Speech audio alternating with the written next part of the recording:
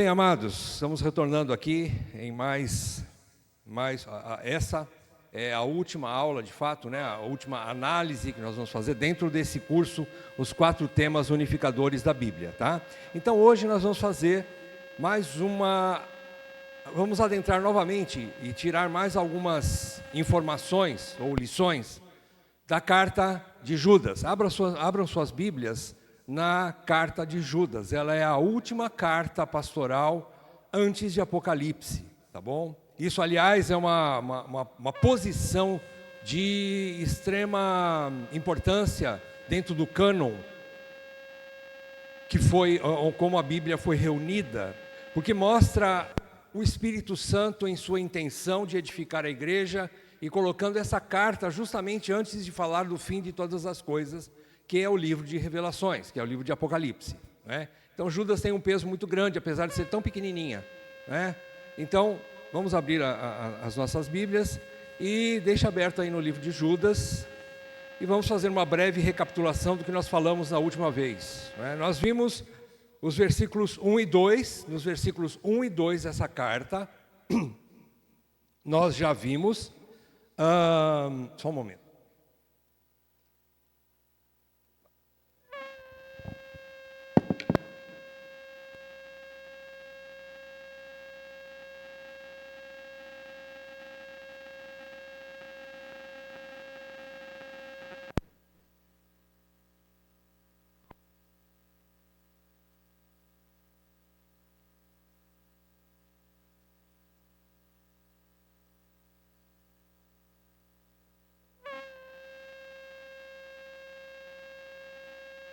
Alô? Oi? Voltou. Então nós vimos nesses primeiros 2 versículos, né? Sobre o autor, que é Judas mesmo, ele mesmo escreveu. Esse Judas é irmão de Tiago e meio-irmão de Jesus, como nós vimos, é filho de Maria, porém filho de José, que foi o pai postiço de Jesus, né? Que Jesus é filho de Deus, na verdade, né? Vimos também sobre o público-alvo, que são judeus e gentios convertidos ao cristianismo, porém que estavam sob ataque de falsos mestres e de falsas doutrinas, ou doutrinas heréticas, né? Vimos também nessa primeira tríade, aqui no versículo 1, vimos que Judas gosta muito de falar por tríades, né? São três palavras, ou 3 frases, ou 3 colocações que justificam, né, a tese de Judas a respeito de um determinado ponto.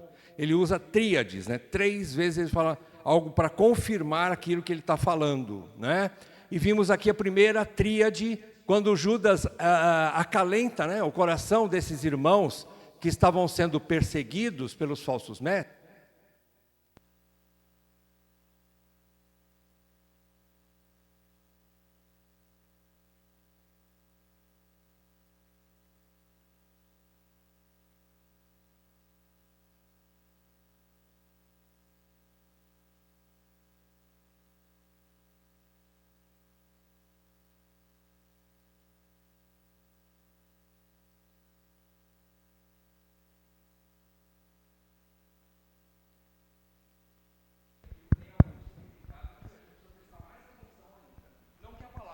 Tem alguma coisa. Obrigado, filho. Não que a palavra de Deus tenha algo que seja algo menos importante do que outros, não é isso que eu quero dizer, mas quando há uma ênfase maior, é porque o Espírito Santo quer falar alguma coisa mais importante mesmo, para a gente ficar atento, né? Então, vimos que, segundo Pedro, a segunda carta de Pedro, especialmente o capítulo 2, usam poucas palavras, são diferentes ao que Judas escreve nessa carta, e vimos então a importância desse texto. E o que Pedro fala naquela carta? Ele denuncia os falsos mestres, é isso que ele faz, e Judas aqui faz a mesma coisa, ok? E vimos nos versículos 3 e 4 a mensagem principal que Judas fala de apostasia, e é uma carta basicamente apologética. Nós vimos no versículo 3 que ele faz uma exortação a esses irmãos que estavam sendo perseguidos a continuarem batalhando pela fé que de uma vez por todas foi entregue aos santos. Que é de uma vez por todas? Não há nada mais a ser acrescentado na fé. O que é essa fé? Essa fé não é simplesmente o sentimento de crer. Essa fé é muito mais do que isso, envolve isso. Mas como nós dissemos, a fé é um conjunto de verdades que nos levam a crer no Senhor Jesus Cristo. A fé aqui é um conjunto de verdades, ou de tudo que foi escrito, que Deus deixou para nós, é a própria palavra de Deus. Ele diz, não deixem de batalhar pela fé consumada, ou a fé que lhes foi entregue de uma vez por todas, porque essa fé vem unicamente pela palavra de Deus, como diz em Romanos 10. Então ele fala, guarde isso. Segunda coisa que ele fala, como mensagem principal, no versículo 4, ele faz uma denúncia aberta. É interessante isso. E ele detalha algumas características desses falsos mestres. Isso que nós vamos ver agora um pouco mais em detalhes sobre esses falsos mestres. Então isso é de extrema importância. Eu só vou fazer aqui já uma colocação bastante importante para nós. Por que a Bíblia se preocupa mais com perseguições contra o ensino bíblico? Por que a Bíblia se preocupa mais com falsos mestres, com falsos pastores, com falsos profetas, do que com a perseguição armada, por exemplo, como existe lá na África? Nós sabemos que também é grave isso, não estou dizendo que não seja. É lógico que ali são inimigos da fé cristã que estão matando crentes lá, em todos esses países, principalmente países islâmicos, não é? Nós temos esse sofrimento, sim. Países comunistas também impedem isso, enfim, há uma perseguição. Mas a Bíblia fala com mais preocupação sobre falsos mestres do que contra perseguidores externos que matam os crentes. Como o Senhor fala, não temam esses homens, porque o máximo que eles vão fazer é matar a sua carne, o seu corpo. Mas antes temei aquele que pode lançar no inferno, tanto a alma como o corpo. É isso que nós devemos temer. Quem é esse? Deus, né? É Deus. Então, é muito importante a gente entender isso, porque um falso mestre infiltrado dentro de uma verdadeira igreja, ele pode tornar aquela igreja uma falsa igreja. Ele pode, se não houver cuidado por parte dos membros daquela igreja, ele pode fazer um arraso, uma destruição naquele grupo de irmãos, naquele grupo que nós chamamos biblicamente de igreja local, de uma igreja, de uma comunidade, ok? Eles são muito mais perigosos do que qualquer outra ameaça que nós possamos ter nesse mundo. Isso é bíblico. Bom, vamos então à análise, continuando na carta de Judas. Agora eu quero que você olhe para os versículos de 5 em diante. Eu vou ler toda a carta até o último versículo, você acompanha comigo. Vamos lá, versículo 5. Quero, pois, lembrar-vos, embora já estejais cientes de tudo, uma vez por todas, que o Senhor, tendo libertado um povo, tirando-o da terra do Egito, destruiu depois os que não creram. E a anjos, os que não guardaram o seu estado original, mas abandonaram o seu próprio domicílio, ele tem guardado sob trevas em algemas eternas para o juízo do grande dia. Versículo 7. Como Sodoma e Gomorra e as cidades circunvizinhas, que havendo-se entregado à prostituição como aqueles, seguindo após outra carne, são postas para exemplo do fogo eterno, sofrendo punição. Vamos fazer por trecho, acho que é melhor.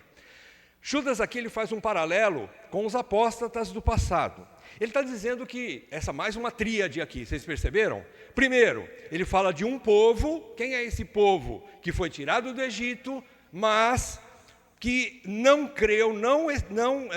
creram e foram destruídos no deserto. Quem é esse povo?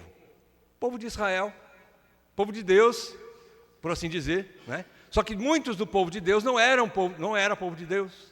Estava lá no meio do povo, mas não era o povo, porque não confiaram no seu Deus. E o que Deus fez? Destruiu, o versículo diz aqui, Judas diz.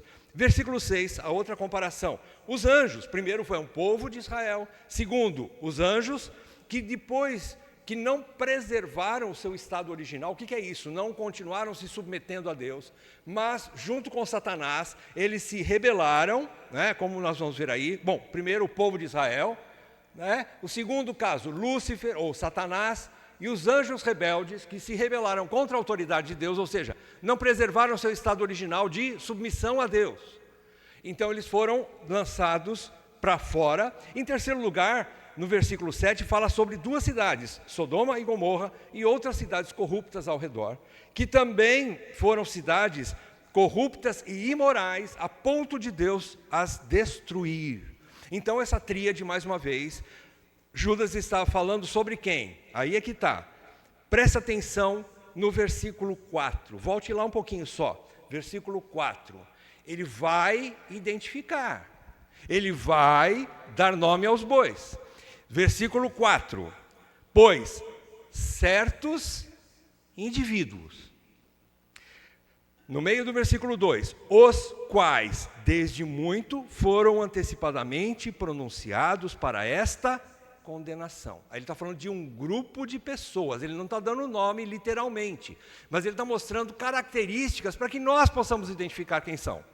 Então, agora, vai lá para o versículo 8. Perceba no versículo 8. Ora, começa o versículo 8 como? Ora, qual é a próxima palavra? Não sei se você está com a ara, né? Como é o comecinho do versículo 8? Do mesmo modo, também estes. Estes aqui, do versículo 8, são estes que ele está falando do versículo 4. Se você perceber no versículo 10, ele vai falar de novo. Os quais, ou estes, viram aí no versículo 8? Versículo 10 agora. Versículo 11, ai deles, está falando desses mesmos homens. Versículo 12, estes homens, essas pessoas, né? Versículo 14, quanto a estes, certo? Versículo 16, os tais. Eu estou falando na versão Ara, né? Então aqui, percebam, queridos, ele está falando de um grupo de pessoas, não é, o diabo não vem espiritualmente como vem voando por aí. Se Deus usa homens para edificar a sua igreja, o diabo está convocando homens para tirar a paz da igreja, para destruir a igreja de Cristo. Ele não está vindo assim, literalmente e de forma espiritual, mas ele vem através dos seus servos homens, pessoas de carne e osso como eu e você. Então, primeira coisa que a gente entende, estes, né, aqui ele está fazendo uma comparação, que essas características de incredulidade, de rebelião e de corrupção moral são características de um falso mestre, desses falsos mestres. Versículos 8 até a condenação dele será então a destruição eterna, o castigo eterno. Ok? O resultado, eles não terão vitória. No fim, eles serão destruídos. Bem, versículos 8 a 13. Aqui, Judas faz a aplicação desses três exemplos de Israel, dos anjos caídos e de Sodoma e Gomorra. Ele aplica aos falsos mestres, o caráter reprovado deles. Vamos ver o que ele diz no versículo 8 a 13. Ora, estes da mesma sorte, ou seja, igual a esses exemplos que eu dei anteriormente, quais sonhadores alucinados não só contaminam a carne, como também rejeitam o governo e difamam autoridades superiores. Contudo, o arcanjo Miguel, quando contendia com o diabo e disputava a respeito do corpo de Moisés, não se atreveu a proferir juízo infamatório contra ele. Pelo contrário, disse: o Senhor te repreenda. Estes, porém, quanto a tudo o que não entendem, difamam. E, quanto a tudo o que não compreendem, por instinto natural, como brutos sem razão, até nessas coisas se corrompem. Ai deles, porque prosseguiram pelo caminho de Caim. Preste atenção em mais uma tríade nesse versículo 11. Ai deles, porque prosseguiram pelo caminho de Caim. Qual foi o caminho de Caim? O que significa caminho de Caim? Caminho de Caim foi o caminho que ele tomou por causa da sua inveja contra o seu irmão Abel. Abel foi aceito ele e sua oferta. Caim não. Por conta disso, ele matou o irmão dele por inveja. O caminho de Caim é um caminho de inveja. Esses homens olham para outros que Deus está usando de fato e querem destruí-los.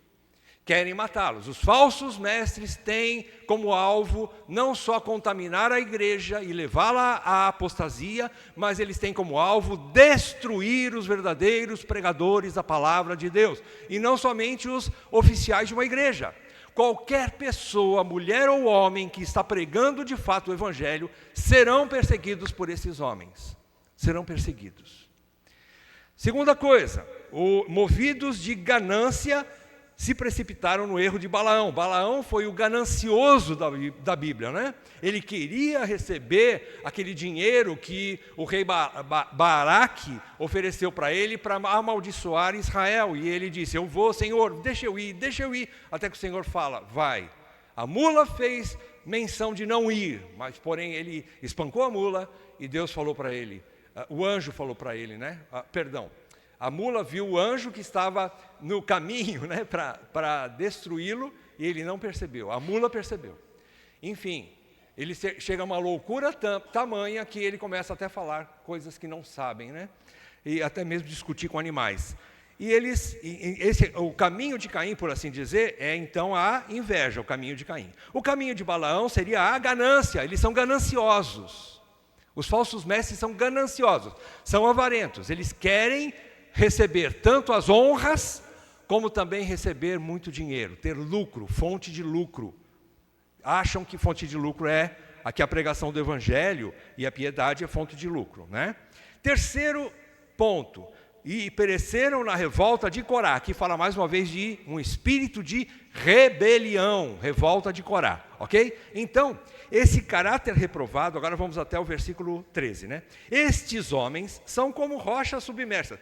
Preste atenção que Judas faz uma analogia com coisas da natureza, né? E começa a colocar aqui esses homens como pessoas que estão totalmente fora da normalidade de uma pessoa, de um homem, de um ser criado por Deus. Preste atenção. Estes homens são como rochas submersas em vossas festas de fraternidade, banqueteando-se juntos, ou seja, eles estão infiltrados na igreja, banqueteando-se juntos, sem qualquer recato, pastores que a si mesmos se apacentam, nuvens sem água, impelidas pelos ventos, árvores em plena estação de frutos, destes desprovidas, duplamente mortas, desarraigadas, ondas bravias do mar, que espumam as suas próprias sujidades, ou sujeiras, né? Estrelas errantes, para as quais tem sido guardada a negridão das trevas para sempre. O que Judas está fazendo aqui? Ele está pegando elementos da natureza que qualquer um observa, ele está falando sobre árvores, ele está falando sobre rochas num rio, atirado dentro do mar, por exemplo, submersas. Ele está falando sobre nuvens sem água, que uma nuvem sem água não serve para nada, às vezes faz uma sombrinha, mas a gente espera mais dela. São árvores que não têm frutos, mesmo que estejam na época, na estação correta para dar frutos. São ondas bravias do mar que trazem para fora as suas próprias sujeiras. Eles mostram uma hora eles vão mostrar as suas sujeiras, né? E são estrelas cadentes. Sabe aquela estrela que passa correndo assim? É uma estrela cadente, ela não fica brilhando o tempo todo no céu, ela passa, ou seja, eles são passageiros. Então, dentro de tudo isso que Judas fala aqui, nós podemos extrair algumas características desses homens. Primeiro, eles são sonhadores alucinados, esses falsos mestres são sonhadores alucinados e insubmissos às autoridades. Eles são sonhadores, eles têm assim, algo na sua mente, como nós dissemos em 1 Timóteo, nós falamos sobre esses falsos mestres, que eles são totalmente doentes para aquilo que eles têm como propósito. É uma mente doentia. Eles têm uma mente doente. Além de eles serem totalmente cheios, né? Até me esqueci a palavra que Timóteo usa, né? Eles são cheios de si mesmos, enfatuados, né? Eles são enfatuados, Timóteo fala, e eles têm conhecimento de tudo. Você pode chegar nele, ele fala, não, isso aí eu já sei, nem vem falar porque eu já sei. Não, você é novo ainda, por que você não se submete a uma igreja? Não, deixa comigo, eu sei o que eu faço, eu sou dono do meu nariz. É assim que geralmente um homem desse se comporta. Não precisa vir me orientar não, eu sei o que eu faço. Cuida da sua vida que eu cuido da minha. Tipo assim, eles são enfatuados, sonhadores alucinados e insubmissos às autoridades. Dificilmente uma pessoa dessa, aliás, dificilmente não, né? Nunca, eu vou dizer com toda clareza, um falso mestre nunca se submeterá a um verdadeiro líder evangélico, a um verdadeiro líder de igreja. Um homem que seja sério e que confronte o seu pecado, ele não para naquela igreja, ele não fica ali, ele não sabe se submeter.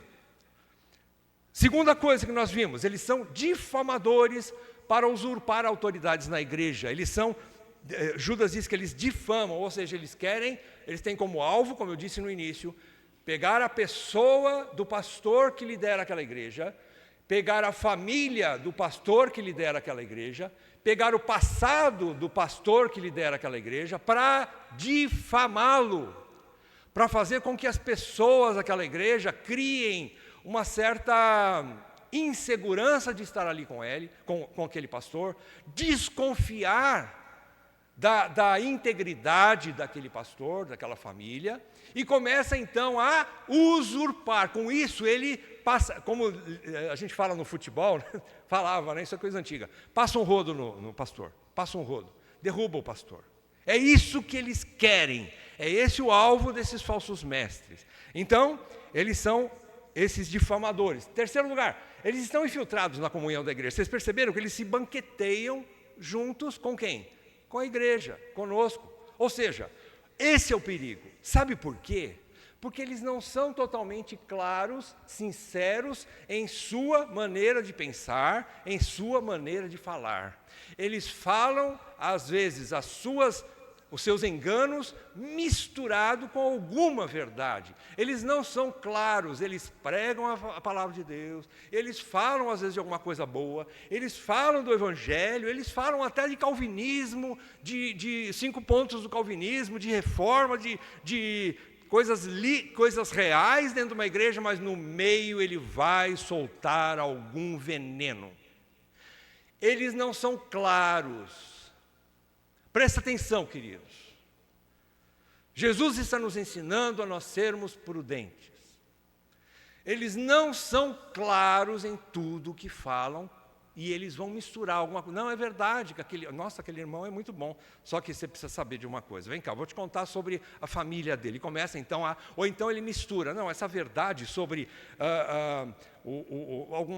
algum princípio bíblico, olha, não precisa ser tão literal assim, né? Não precisa ser tão duro consigo mesmo, né? Calma, pega leve, você foi salvo pela graça. E aí vai.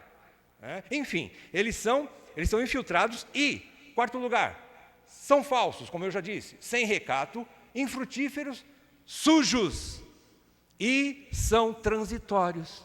Graças a Deus, com uma estrela cadente, aquela que passa correndo, uma hora ele também passa, graças a Deus. Eles passam, eles vão embora, só que precisa ser resistido. Se eles ficarem, esse é o problema. Se eles forem embora, louvado seja Deus, grato pela igreja que permanece viva.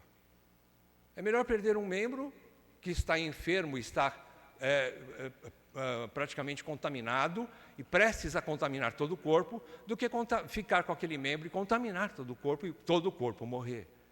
É melhor perder um membro. Então, esses homens são tudo isso aqui que Judas está falando. Continuando essa análise, agora Judas vai fazer uma profecia, aliás, ele vai usar uma profecia de Enoque, que foi extraído de um livro apócrifo. É um livro apócrifo chamado o livro de Enoque, ou 1 Enoque, a partir do versículo 14. Quanto a estes, foi que também profetizou Enoque, o 7º depois de Adão, dizendo: eis que veio o Senhor entre as suas santas miríades, para exercer juízo contra todos, e para fazer convictos todos os ímpios. Depois, se você quiser riscar o que a palavra, quantas vezes aparece a palavra ímpio e suas variantes aí, né? Fazer convictos todos os ímpios acerca de todas as suas obras ímpias, que impiamente praticaram, e acerca de todas as palavras insolentes que ímpios pecadores proferiram contra ele. Aí então Judas faz a aplicação. Os tais são murmuradores, são descontentes, andando segundo as suas paixões. A sua boca vive propalando grandes arrogâncias. E aqui está o perigo, olha só. A sua boca vive propalando grandes arrogâncias. São aduladores dos outros por motivos interesseiros. Cuidado, eles são aduladores, eles têm lábia, eles têm conversa, eles têm poder de persuasão.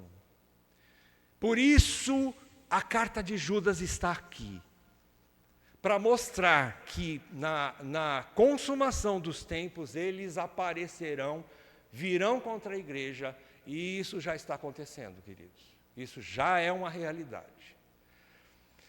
Portanto, agora então ele fala que o Senhor veio, né, uma esperança concreta. Veja só, ele não fala que o Senhor virá, mas é o que vai acontecer, o Senhor ainda não veio. Por quê? Porque essa vinda do Senhor, ele não está falando, Enoque lá atrás, ele não está falando da primeira vinda do Senhor. Ele está falando das duas vindas do Senhor, da primeira e da segunda.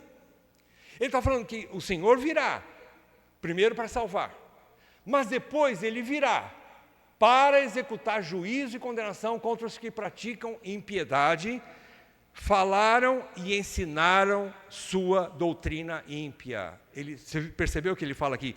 Judas fala, eles falam, Enoque fala, né? Eles propalam, eles falam, eles praticaram, e acerca de todas as palavras insolentes, estou lendo o final do versículo 15, tá?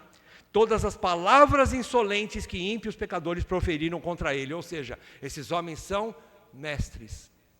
Entre aspas, é lógico, né? São mestres, são ensinadores. São pessoas que querem falar. Eles querem estar prontos para falar, para ensinar, enfim. Eles querem contaminar as pessoas através da sua aceitação no meio do povo, né? Pessoas que eles adulam, então, para tentar enganar, e as pessoas dão ouvido para esses homens. Eles são aduladores, e eles falam, eles propalam essas coisas, né?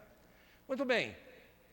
Versículos 17 a 23, aqui agora há uma profecia apostólica e uma exortação de Judas.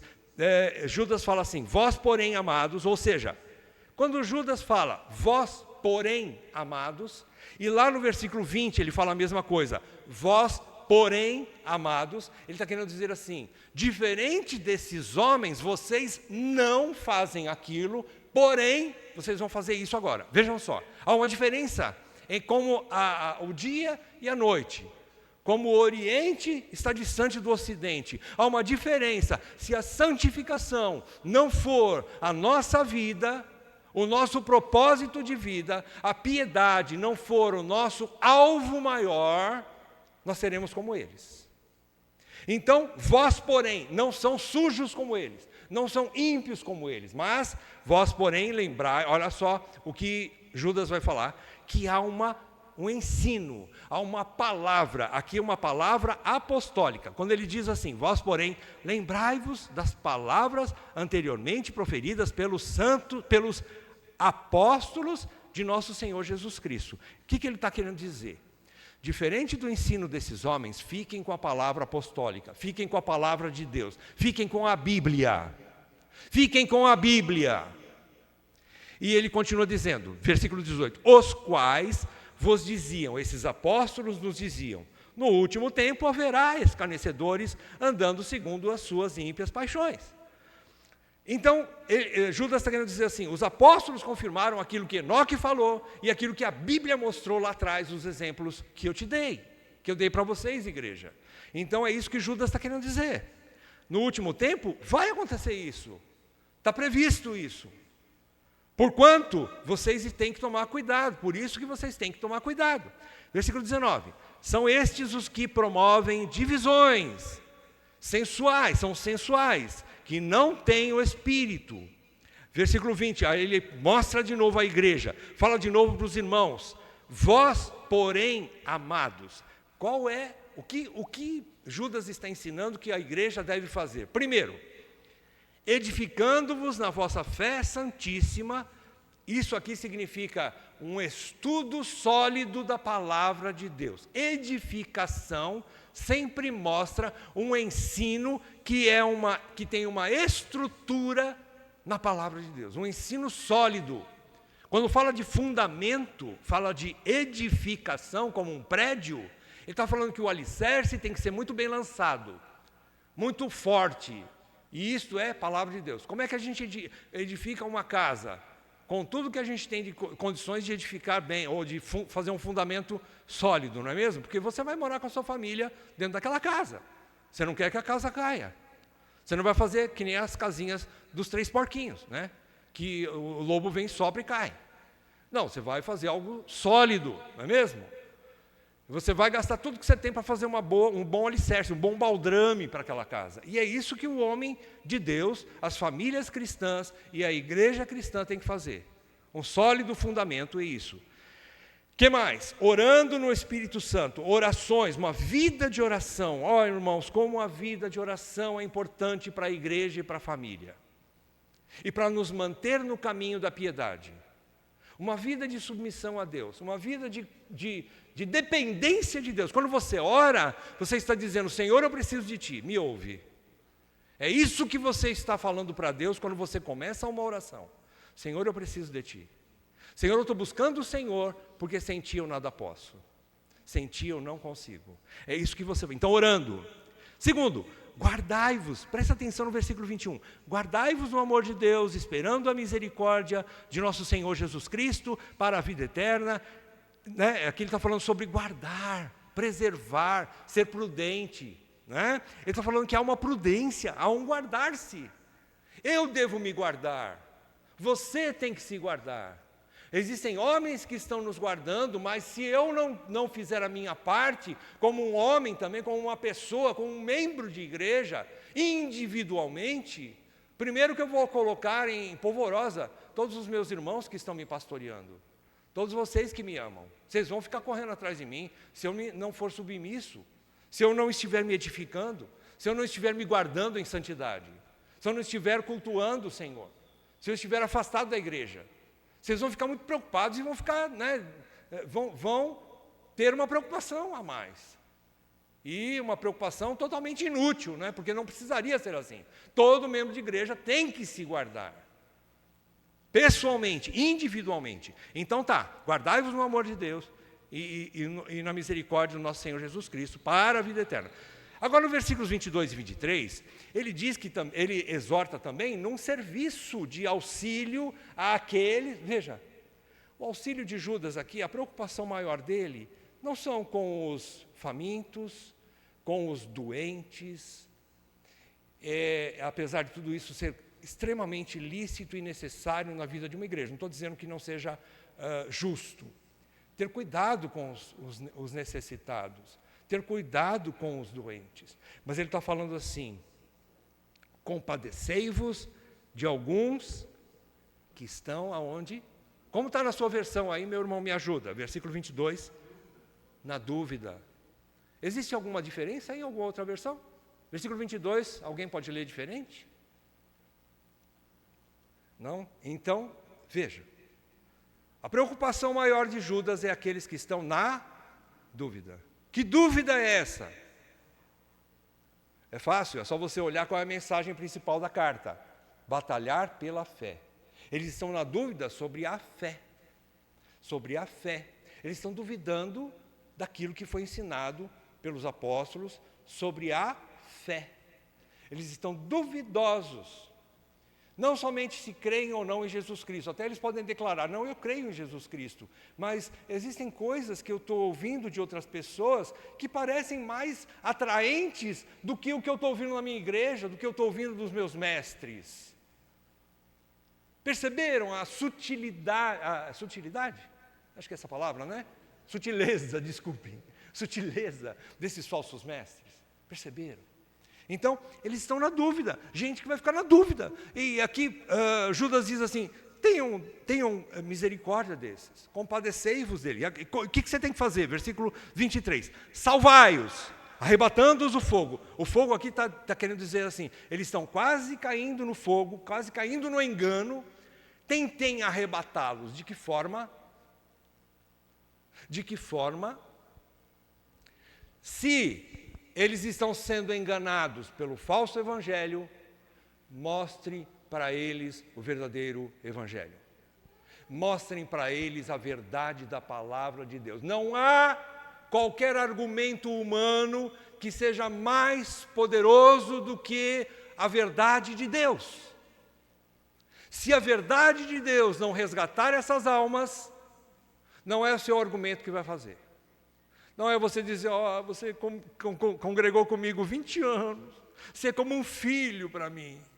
É bonito, mas não resolve. Mostre a verdade. O Espírito Santo de poder que transforma, que produz arrependimento nas pessoas, usa a sua palavra, não a minha, nem a tua. O Espírito Santo que convence as pessoas do pecado, da justiça e do juízo, usa a palavra de Deus. A espada poderosa da palavra de Deus pode salvar essas pessoas. Se isso não fizer, é porque eles já estão destinados à perdição eterna, e aí já não cabe mais a nós. Aí você tem que entrar no descanso. Você fez a sua parte, porque Judas tem uma outra coisa para falar para nós. Tentem salvá-los. Porém, ele diz, na sequência do versículo 23, sede também compassivos em temor. Com temor. Por quê? Detestando até a roupa contaminada pela carne. Ou seja, não deixe que a contaminação deles contamine você. Seja prudente. Mantenha a distância. Dê tempo ao tempo e tome cuidado para você mesmo não se envolver demais e cair também. Queridos, infelizmente é assim. Felizmente, Deus é sábio. Da mesma forma que Deus disse para Samuel que ele não deveria compadecer-se tanto de Saul, porque que Deus falou para Samuel quanto a Saul? Samuel estava triste, porque Saul estava caindo do seu reinado, estava perdendo o reinado, Deus havia rasgado o reinado das mãos de Saul, e Samuel chorava, e o que Deus falou para Samuel? Não lamente por ele, porque eu já o rejeitei. 1 Samuel, estude lá. Eu já o rejeitei. Se Deus rejeitou alguém, não é você que vai convencer Deus para mudar de ideia. Faça a sua parte, descanse na soberania de Deus. Deus é soberano. Só entra na casa dele aqueles que ele chama, não que você chama. Só vai entrar na residência de Deus aqueles que foram convidados por Deus, não por mim, nem por você. E ele termina dizendo, vamos lá então, nessa análise da profecia, eu estou correndo porque nosso horário já voou. A profecia apostólica então é a exortação de Judas, ele fala que a doutrina dos apóstolos, a oração, a separação desses falsos mestres, né? O termo vós porém significa isso. Eles estão de um lado, vocês estão do outro. O amor e a misericórdia de Deus guardarão os eleitos contra a apostasia. Também deveriam compadecer-se dos duvidosos, salvando-os com cautela. Olha só, salvando-os com cautela. Não se contaminando e caindo no mesmo engano. Isso é prudência. Por último, vamos ver aí o encerramento, ou essa doxologia de Judas. Ele fala assim, ora, ele está falando de alguém, né? Ele está falando de Cristo. Aquele que é poderoso para vos guardar de tropeços e para vos apresentar com exultação, imaculados diante da sua glória, ao único Deus nosso Salvador, mediante Jesus Cristo, Senhor nosso, glória, majestade, império e soberania, antes de todas as eras, e agora e por todos os séculos. E a igreja diz, amém. Ele adora. E nessa adoração, ele enaltece os atributos de Deus. Ele está mostrando, por que ele termina mostrando os atributos de Deus?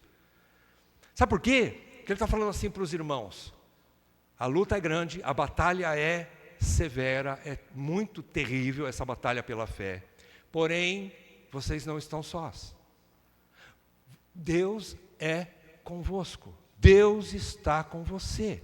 Ele diz assim, e esse Deus que está com vocês, que vai levá-los, ele está dizendo algo definitivo, ele está mostrando aqui na sequência, diante desses atributos de Deus, Judas assegura que todos os eleitos serão preservados e glorificados inevitavelmente. Inevitavelmente, todos os eleitos chegarão lá. Por quê? Porque acima de tudo é Deus que os guarda. Ele é, e aí então vem os atributos de Deus, né? Vamos ver aí, ele fala que aquele que é, primeiro, poderoso. Ele é o Todo-Poderoso, ou seja, ninguém tem poder acima dele para que possa arrebatar você das mãos de Deus. Primeiro atributo. Segundo, ele tem glória. A glória dele está querendo dizer assim, ele tem a beleza da sua santidade, ou seja, a glória dele é muito maior do que qualquer outra coisa deste mundo. E esta glória tem que ser o desejo que você tem por ele. Conheça o seu Deus, que é glorioso, e você não vai trocá-lo por um prato de lentilhas. Conheça a sua glória, conheça a sua majestade. O que é majestade, império e soberania? Ele está falando de autoridade. Deus tem autoridade, não é Satanás que tem autoridade final sobre a sua vida, não é o presidente da república que tem autoridade final sobre a sua vida, não é pastor, não são seus pais, mas é Deus. Deus tem autoridade final sobre a sua vida. Ele é a autoridade maior sobre o universo, quanto mais sobre nós. Ele tem todos esses atributos, por isso Judas fala com toda segurança, ele vai guardar vocês de tropeços para chegar e para apresentar a si mesmo com exultação imaculados diante da glória, o versículo 24. E aí então ele faz a doxologia, né? Então, Judas está querendo mostrar que esse Deus glorioso está do lado da igreja. Agora, resta saber se aí entra a soberania de Deus e a responsabilidade humana. Deus está salvando a sua igreja. Você quer continuar com Ele? Você quer continuar no caminho dEle? Por que pergunto isso? Porque muitos estão na igreja, mas têm dificuldade de submeter a Deus. Querem Jesus Cristo como Salvador de suas vidas, mas não querem como Senhor de suas vidas. Eu tenho visto, e nós sofremos com isso, jovens deixando a igreja por conta de convites indecentes e se desviando dos caminhos do Senhor, por convites outros que não são os convites de Deus. E pior, pais vendo isso e não fazendo absolutamente nada. Não se posicionando e dizendo, por esse caminho você não vai. Se o filho se rebelar, você fala, como pai, deveria, não é falar. Pode até ir, mas sem a minha bênção. Você não tem a minha bênção. Quer seguir por esse caminho? Talvez você seja maior de idade, vá. Porém, eu não vou 1 centímetro com você. Não conte com o meu sim. Não conte. Queridos, nós precisamos ficar do lado de Deus. E finalizando, John MacArthur diz o seguinte, lá no manual bíblico dele, John MacArthur diz assim, Judas conclama a igreja a lutar pela verdade em meio a uma imensa batalha espiritual. É uma luta. Ou seja, pensa que a coisa vai ser fácil? Pensa que os seus filhos daqui a uns dias, não vamos deixar de falar um pouco de filhos, né? Vamos falar de nós mesmos. Pensa que só deixar a correnteza levar e você vai? Não, a correnteza vai te levar para longe de Deus. A correnteza do mundo não vai nos levar para Deus. Se nós deixarmos o mundo levar, os ventos de um mundo tenebroso levar, ele vai nos levar para longe de Deus. Não para Deus, nunca. Então há uma batalha e necessita de muito posicionamento, muita decisão, muita postura e principalmente eu clamo, meus queridos irmãos, homens de Deus, maridos e pais, se posicionem, porque a guerra está decretada e não é de hoje, queridos. Se você ainda não sentiu isso, prepare-se, porque a qualquer momento pode ser que você sinta. E eu sentirei muito se você não se posicionar como homem de Deus em sua casa.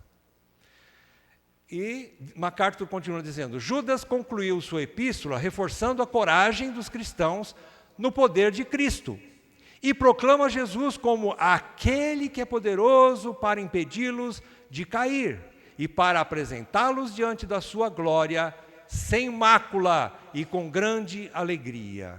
É isso que Cristo fará com seus eleitos, que se submetem a Ele e que são homens e mulheres valentes que querem sim, não só salvar-se, mas salvar aqueles que eles amam, salvar a sua família, salvar o seu cônjuge, salvar o seu filho, salvar o seu pai, salvar o seu amigo. Aqueles que se posicionam do lado de Deus. Deus não faz barganha, Ele mantém o seu propósito firme. Nós é que temos que entrar debaixo dos propósitos dEle e nos submetermos a Ele. Amém? Para encerrar, eu quero que você leia junto comigo, isso aqui já é como uma oração para nós, aliás, nós vamos pedir isso para Deus, não é? Você pode ler comigo bem alto? Vamos lá? Eis que eu vos envio como ovelhas para o meio de lobos. Sede, portanto, prudentes como as serpentes e simples como as pombas. Mateus 10:16. Fica uma tarefa proposta para você, ninguém vai cobrar essa tarefa, Deus cobrará. Leia o capítulo 10 de Mateus, 16 a 42. Depois vocês vão ter uma surpresa no final do culto. Mas leiam esse texto de Mateus. Mateus falará conosco esses dias. Nós vamos nos sentar aos pés de um apóstolo, viu? Só que é um apóstolo morto. Apóstolo bom e apóstolo morto. E o Mateus vai falar conosco esses dias. Espere.